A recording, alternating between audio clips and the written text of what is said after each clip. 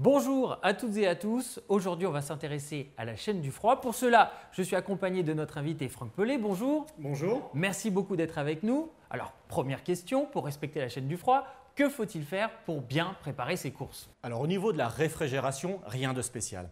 Au niveau de la congélation, si vous comptez acheter des produits surgelés, rien à faire non plus. Par contre, si vous achetez des produits frais que vous voulez congeler, alors je vous conseille d'enclencher la touche super congélation avant d'aller faire vos courses. Ainsi, lorsque vous reviendrez, votre congélateur sera aux alentours de moins 24 degrés, ce qui le rapprochera de la surgélation. Et par définition, plus la congélation est rapide et meilleure est la conservation des qualités gustatives et nutritives.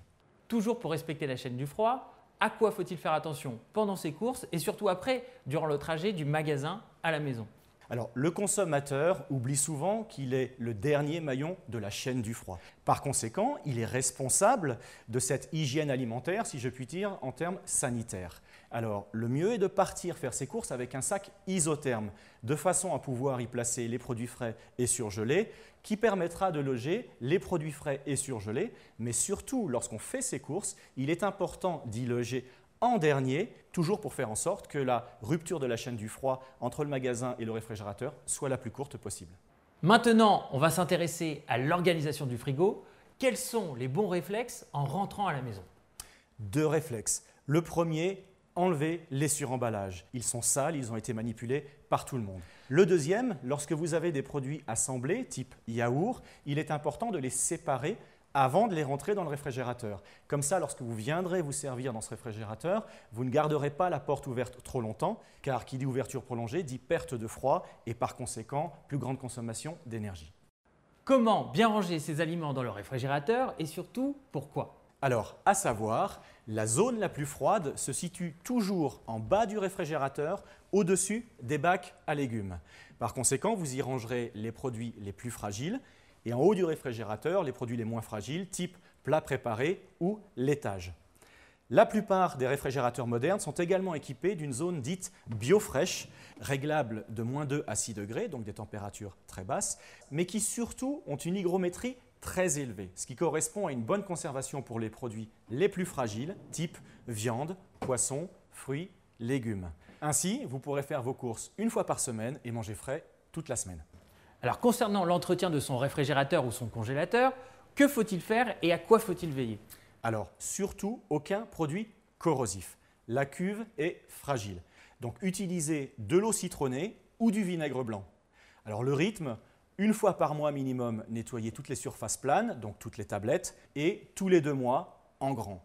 En grand, ça veut dire enlever les tablettes, enlever les balconnets, que vous pouvez d'ailleurs placer au lave-vaisselle. Et puis, en ce qui concerne l'extérieur, surtout si c'est un produit en inox, même chose, évitez tous les produits corrosifs. À quoi faut-il faire attention lors de l'installation de son frigo et où le disposer? Alors, il y a le réflexe basique qui consiste à ne pas placer le réfrigérateur trop proche d'une source de chaleur. Mais il y a également une autre ruse à prendre en compte, c'est l'éclairage de la pièce, notamment l'été.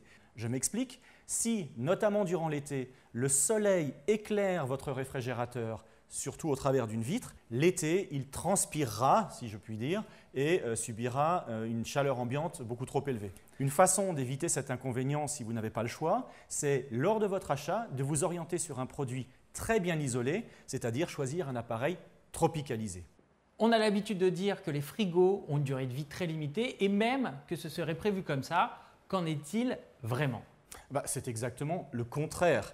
Si je prends l'exemple de l'automobile, pour la marque X, vous aurez une attente de 200 000 km et pour la marque Y, une attente de 300 000 km. Il en va exactement de la même façon pour l'électroménager, c'est-à-dire que lorsque vous êtes une marque haut de gamme, vous devez de tester les produits plus longtemps. Exemple, le froid, durée de vie moyenne d'un réfrigérateur, 10 ans, ce qui correspond environ à 150 000 ouvertures de portes. Or, la charnière va être testée pour 300 000 ouvertures de portes. Donc, l'important est de répondre à l'attente minimum qu'a le consommateur par rapport à la marque qu'il aura choisie. Après toutes ces précieuses informations, en quelques mots, à quoi faut-il faire attention pour bien choisir son frigo? Alors, on a déjà parlé de la classe climatique. Il reste 3 points très importants. Le premier, le design.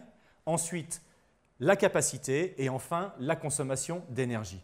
Le design, tout simplement parce que les cuisines s'ouvrent aujourd'hui sur le salon et le réfrigérateur, ne serait-ce que par sa taille, devient une pièce maîtresse au niveau de l'esthétique globale de la cuisine. Ensuite, la capacité, tout simplement parce qu'on a tendance à acheter un produit qui correspond à ses besoins actuels. Et pourtant, on va demander à son réfrigérateur de tenir 10 ou 15 ans. Il convient donc de savoir ce que sera le ménage dans 10 ou 15 ans, parce qu'il est clair que si des enfants sont à venir, la capacité que vous aurez achetée pour aujourd'hui ne correspondra pas pour demain et il faudra changer de produit. Et enfin, la consommation, très importante aussi, parce que le réfrigérateur, on l'oublie trop souvent, tourne jour et nuit. Par conséquent, hors climatisation et chauffage, il correspond à un quart de votre facture électrique. Pour cette raison, il faudra être très attentif à sa consommation et pour vous y aider, vous allez trouver dans les magasins des étiquettes dites énergie qui classent le produit. Il est évident que plus vous vous rapprochez du A++, et plus votre réfrigérateur est économe en énergie. Merci beaucoup Franck pour ces informations très utiles. Nous on se retrouve très bientôt. Au revoir.